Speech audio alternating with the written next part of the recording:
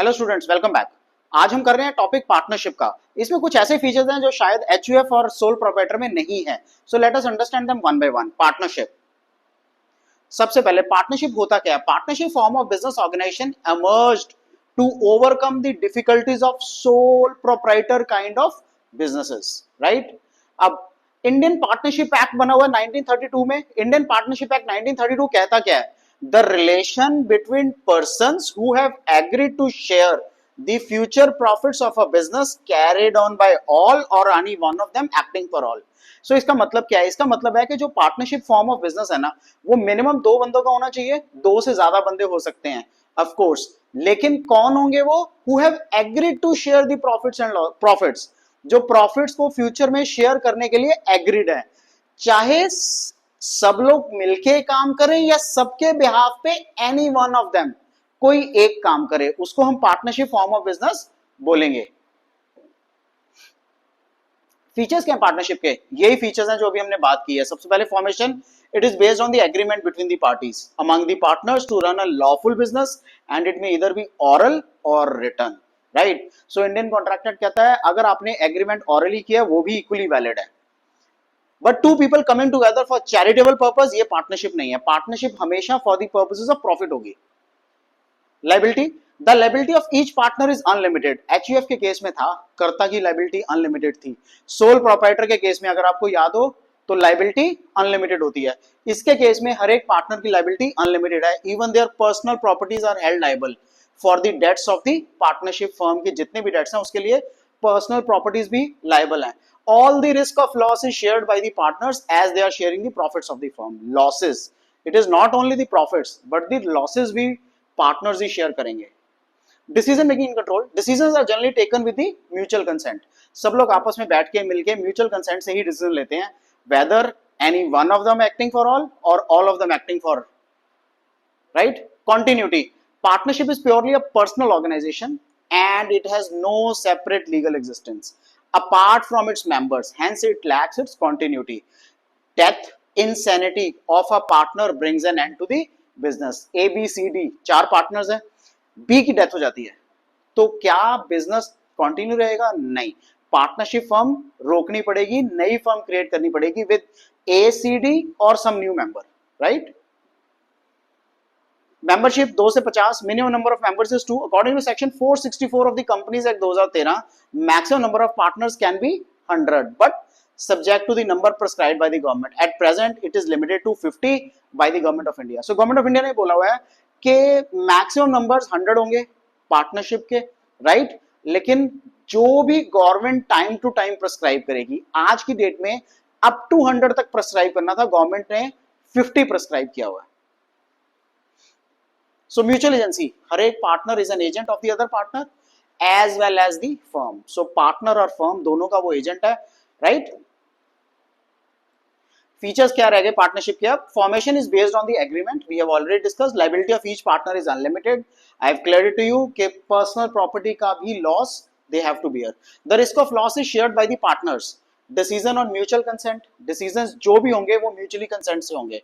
It lacks continuity, ये हमेशा ध्यान रखना कि जो पार्टनरशिप फॉर्म ऑफ बिजनेस है वो भी कंटिन्यूटी को लैक करता है, बिकॉज एक भी पार्टनर की अगर डेथ हो जाती है देन पार्टनरशिप, पार्टनर्स खत्म हो जाएंगे, पार्टनरशिप खत्म हो जाएगी। पार्टनरशिप फर्म चाहे चलती रहे लेकिन the partnership will come to an end. Minimum number of members 2 है। Mutual agency is their core feature. So merits क्या है पार्टनरशिप के? जो हिंदू अनडिवाइडेड फैमिली या जो सोल प्रोप्राइटर के डी मेरिट्स थे ना, वो पार्टनरशिप के मेरिट्स हैं। इसका फॉर्मेशन आसान है, लेस फॉर्मेलिटीज होती हैं, राइट? रजिस्ट्रेशन पार्टनरशिप में जरूरी नहीं होता। पार्टनरशिप में सिर्फ एक एग्रीमेंट बनना चाहिए। अगर वो एग्रीमेंट आप बना लेते हो बैठ के तो आप पार्टनरशिप फर्म ओपन कर सकते हो। Balance decision making, because of the involvement of more than one person, इसलिए वो बैलेंस डिसीजन मेकिंग होता है। More funds, large capital can be cumulated, बहुत सारी इकट्ठी कैपिटल को आप कम्युलेट कर सकते हो। Sharing of risk reduces the anxiety, burden and stress on individual partners पे। Secrecy can be maintained, no legal requirement to publish its accounts and reports, right? Limitations क्या है पार्टनरशिप के? अनलिमिटेड लायबिलिटी सबसे बड़ा लिमिटेशन है। आपकी personal property cell करके भी पैसे चुकता होंगे लोगों के। Limited resources, unable to run large scale business organizations, conflicts, disagreement रहता है पार्टनर्स में जिससे डिसोल्यूशन ऑफ फर्म्स होता है। Lack of continuity, so separate legal existence नहीं है तो कॉन्टिन्यूटी हमेशा लैक ही रहती है। Lack of public confidence as it is free from government control. Types of partners, कितनी तरह के पार्टनर होते हैं? सबसे पहला सबसे इंपॉर्टेंट है एक्टिव और working partner. So it contributes capital and takes part in day to day affairs of the business, right. So यही वो बंदा है जो सारा काम करता है। एक्टिव पार्टनर, वर्किंग पार्टनर बोलते हैं उसको। स्लीपिंग और डॉर्मेंट पार्टनर। सो दो चीजें हैं इंपॉर्टेंटली, एक जो बिजनेस में काम करता है पार्टनरशिप फर्म में, और दूसरा जो पैसा लगाता है, राइट। सो स्लीपिंग पार्टनर कौन होता है? ये पैसा लगाता है, काम नहीं करता, एक्टिव रोल प्ले नहीं करता बिजनेस में, सिर्फ कैपिटल और प्रॉफिट और लॉस शेयर करता है। सीक्रेट पार्टनर, जिसके बारे में किसी को पता नहीं होता, his connection with the firm is unknown to the public, contributes capital, participates in the management, unlimited liability इसकी भी रहती है। वो तो कॉमन फीचर है ना, पार्टनर हो गया तो अनलिमिटेड लायबिलिटी होगी होगी। नॉमिनल पार्टनर, नॉमिनल पार्टनर वो है जो अपना नाम देता है, lends his name and reputation for the benefit of the firm, उसको हम ऑस्टेंसिबल पार्टनर या क्वासाई पार्टनर भी बोलते हैं। Does not contribute the capital, कोई पार्टिसिपेशन नहीं करता मैनेजमेंट में, कोई प्रॉफिट्स को लायबिलिटीज को शेयर नहीं करता, बट अगर उसके कारण बाहर वालों ने पैसा इन्वेस्ट किया आपकी फर्म में और अगर नुकसान हो जाता है तो this person is liable. Partner by estoppel, if a person acts as a partner of a firm by his words and conduct, बोल के और एक्ट के through, right, he can be called as partner by estoppel, even though he is not an actual partner, he is liable for the debts of the firm। वो actual partner नहीं है but debts के लिए वो liable है। he makes himself as a partner in front of the public के सामने वो अपने आप को partner बोलता है। a person may be declared as a partner in a firm by the outsiders and does not deny this after becoming aware of it। कोई भी एक बंदा है जो डिक्लेयर हो जाता है as a partner in a firm by the outsiders, outsiders कहते हैं कि वो बंदा भी इस फर्म का पार्टनर है, एंड डज नॉट डिनाई, सो ये जो सामने वाला बंदा है ये डिनाई नहीं करता, कहता नहीं नहीं नहीं नहीं आपको गलतफहमी हुई है, ऐसा कुछ नहीं बोलता, और after becoming aware of it he is also liable for the debts of the firm, though he is not a partner, उसको भी डेट्स के लिए लायबल होना पड़ेगा।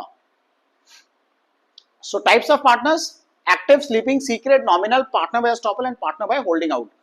किस बेस पे? Capital, management, shares and liability, ये चार प्राइम बेसिस हैं।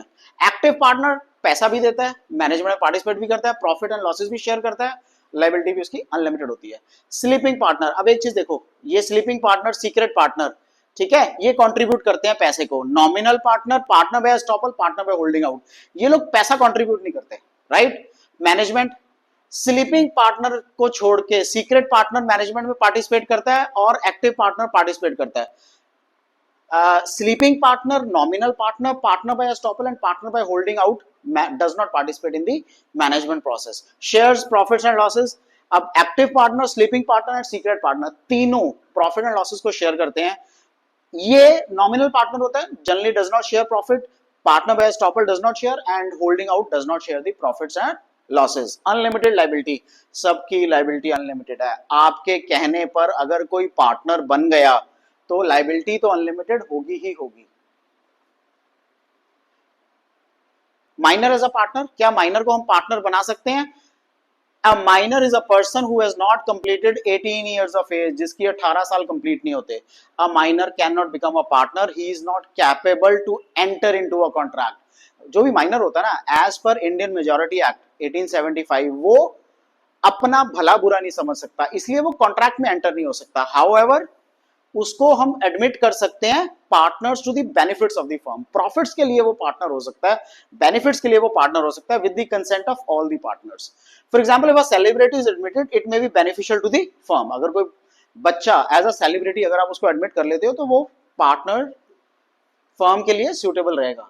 So minor as a partner, he cannot take active part in the management. His liability is limited to the extent of his share in the capital and profits of the firm, right? So उसकी liability जितना उसने capital तक पैसा invest किया और profits, ये दोनों में वो participate करेगा। After becoming major, he will be eligible to enjoy all the rights of a partner। जब वो major बन जाता है तो partner के सारे rights वो एंजॉय करता है एंड हिज लायबिलिटी अनलिमिटेड हो जाती है। ए partnership can not be formed with a minor partner. अगर आप कहोगे पार्टनरशिप फॉर्म ही आप माइनर पार्टनर के साथ करोगे, for example I am a major person right, मैं एक 18 साल से कम उम्र के बच्चे के साथ पार्टनरशिप कर लेता हूं तो नॉट पॉसिबल, पार्टनरशिप फॉर्म नहीं होगी। राइट्स क्या है माइनर पार्टनर के? सबसे पहला right to share the profits and properties of the firm. Firm का जितना भी प्रॉफिट है या अगर वो छोड़ के जाता है तो प्रॉपर्टीज भी वो शेयर अपना लेके जाएगा। वो इंस्पेक्ट कर सकता है, कॉपी कर सकता है accounts of the firm, so he has no access to all the books of the firm. He can sue the partner for payment of his share of profits or properties in the firm। ठीक है, वो complaint कर सकता है, legal जा सकता है कि जो भी उसकी प्रॉपर्टीज है, प्रॉफिट है, उसमें मेरे को हिस्सा दो। टाइप ऑफ पार्टनरशिप, अब देखो जनरल पार्टनरशिप होती है या लिमिटेड पार्टनरशिप होती है। लिमिटेड पार्टनरशिप का मतलब है एक प्रोजेक्ट तक, एक टाइम पीरियड तक या विल तक। जनरल पार्टनरशिप चलती रहेगी। It is also known as ordinary partnership, unlimited liability to partners usually found in India. So general partnership इसको बोलते हैं, right.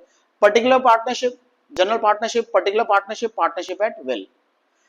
Particular partnership formed for a particular purpose or for a particular period।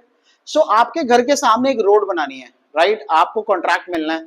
आप उन जो contract है ना, contract में terms है कि एक टेक्निकल बंदा आपका पार्टनर होना चाहिए। आप पैसा इन्वेस्ट करने वाले हो, एक टेक्निकल बंदा आपका पार्टनर हो गया, तो उस प्रोजेक्ट के लिए, वो रोड बनाने के लिए ये लोग आपको कॉन्ट्रैक्ट दे देंगे, आप पार्टनरशिप फॉर्म कर सकते हो, right. So dissolved after the expiry of the time और the completion of the project. जैसे ही वो काम खत्म होता है या टाइम खत्म हो जाता है तो उसके बाद वो पार्टनरशिप ऑटोमेटिक डिसॉल्व हो जाएगी। सो partnership is formed for 2 years for the construction of a house. ठीक है, तो 2 साल के बाद वो खत्म हो जाएगी। पार्टनरशिप एट विल, ये सब पार्टनर्स की इच्छा होती है, उसके हिसाब से पार्टनरशिप को आप कैंसिल कर सकते हो। जब तक वो इच्छा रहेगी तब तक पार्टनरशिप चलती रहेगी।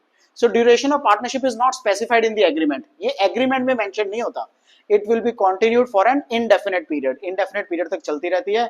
It can be dissolved at any time as it is decided by all और एनी ऑफ द पार्टनर्स। कभी भी ये खत्म हो सकती है पार्टनरशिप एट विल, क्योंकि सब पार्टनर्स इस चीज को डिसाइड करते हैं। सो पार्टनर्स ने एक बार डिसाइड कर लिया, विल है ना, सो विल का मतलब पार्टनर्स ने डिसाइड कर लिया कि हमारी इच्छा है कि हम अगले 3 साल तक चलाएं।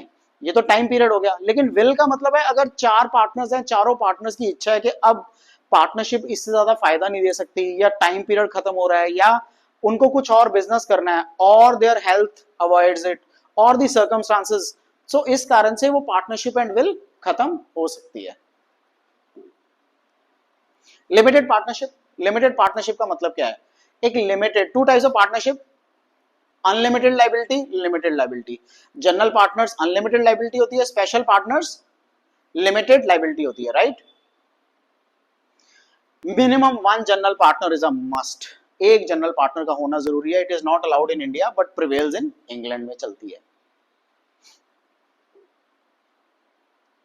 पार्टनरशिप डीड क्या होती है? Partnership deed is nothing more than an agreement. एक ऐसा एग्रीमेंट है जो पार्टनर्स डिसाइड करते हैं क्या करना है, कब करना है, क्या ऑब्जेक्टिव होगा, क्या प्रॉफिट्स होंगे, interest on capital, interest on drawing, salary, commission, right, address of the firm, address of all the partners, ये सब उस पार्टनरशिप डीड में मेंशन होता है। It is signed by all the partners concerned. ठीक है, आर्टिकल्स ऑफ पार्टनरशिप भी आप इसको कह सकते हो। सो पार्टनरशिप डीड एक ऐसा, partnership deed is established by an agreement. एक एग्रीमेंट होता है विच मे बी ऑरल और इन राइटिंग।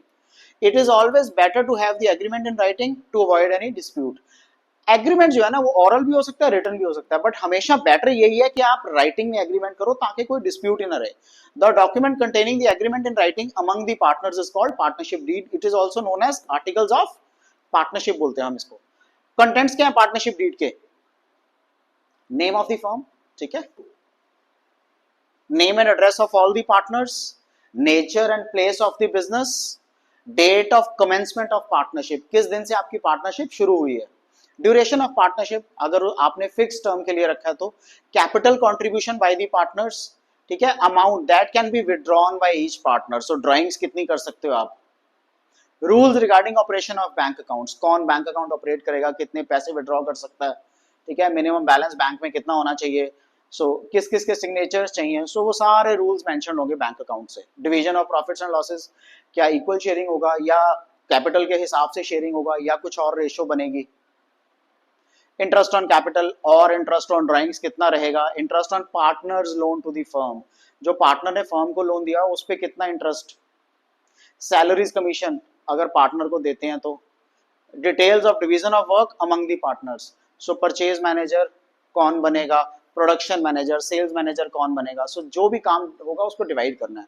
गुडविल कितनी होगी, admission, retirement, death of the partner पे। सेटलमेंट ऑफ अकाउंट्स, अगर रिटायरमेंट या डेथ होती है पार्टनर्स की, फर्म क्लोज होती है तो डिसोल्यूशन ऑफ द फर्म, तो उस टाइम पे settlement of accounts. Provision relating to the maintenance and audit of accounts. Provisions for arbitration, अगर डिस्प्यूट होता है तो डिस्प्यूट सेटल कैसे करना है। Provisions regarding borrowing of the firm, firm से बोरिंग कैसे कैसे करनी है। Rights, duties and liabilities of all the partners.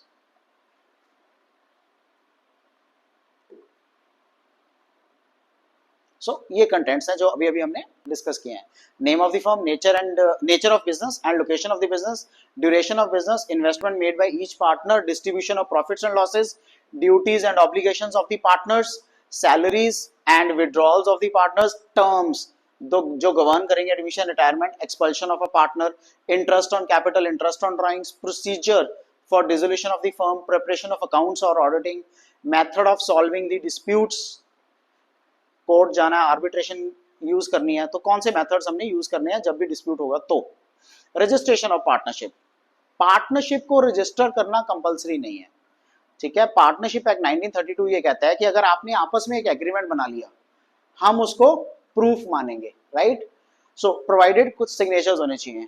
So registration of partnership compulsory नहीं है, ये ऑप्शनल होता है, but it can be registered with the registrar of firms, partnership act 1932, ठीक है। पार्टनरशिप एक्ट 1932 के हिसाब से रजिस्टर कर सकते हो। आपको क्या करना है, एक एप्लीकेशन सबमिट करनी है प्रिस्क्राइब्ड फॉर्म में विद द फॉलोइंग डिटेल्स। उसमें क्या होना चाहिए, name of the firm, location of the firm, name and other places where the firm carries on the business, the date of joining of each partner, name and addresses of the partners, duration of partnership. This application should be signed by all the partners, सारे partners इसको sign करेंगे। Fees देनी है आपने, remittance, right, issuance of registration के लिए, फिर आपको एक registration certificate issue हो जाएगा। After approval, the registrar should enter the name of the firm in his register and issues a certificate of registration. अब हमने तो बोल दिया रजिस्ट्रेशन कंपलसरी नहीं है, इसके इफेक्ट्स भी तो होते हैं ना। अगर रजिस्ट्रेशन आपने नहीं कराई तो उसके नेगेटिव इफेक्ट्स भी होंगे। वो सब नेगेटिव इफेक्ट्स क्या हैं? सबसे पहला, रजिस्ट्रेशन नहीं है तो आप सू नहीं कर सकते अगेंस्ट द थर्ड पार्टीज अपने नाम से। Unregistered firm can not sue against a third party for the recovery of claims, claims के लिए वो सू नहीं कर सकते, right. cannot sue against its partners, partners को भी sue नहीं कर सकते। कोई भी unregistered firm cannot sue against its partners. A partner cannot enforce his claims, क्योंकि हमें पता ही नहीं है कि अथॉरिटी, या हमें यही नहीं पता कि फाइनल डिसीजन मेकर कौन है, क्या जो वो पार्टनरशिप डीड बनी है वो सही भी बनी है, राइट। सो पार्टनर कोई भी है ना अनरजिस्टर्ड फर्म का, cannot enforce his claims against outsiders or against his co-partners or the firm. That's it on the partnership, right. सो मैंने आपको पहले बताया था chapter number 2 and chapter number 7 का कॉम्बिनेशन है ये। सो दोनों चैप्टर्स इसमें कवर हो रहे हैं आपके, राइट। आपको कोई भी डाउट है do let me know. Cooperative societies, companies, ये दोनों हम नेक्स्ट वीडियोस में करेंगे। Take care, good bye.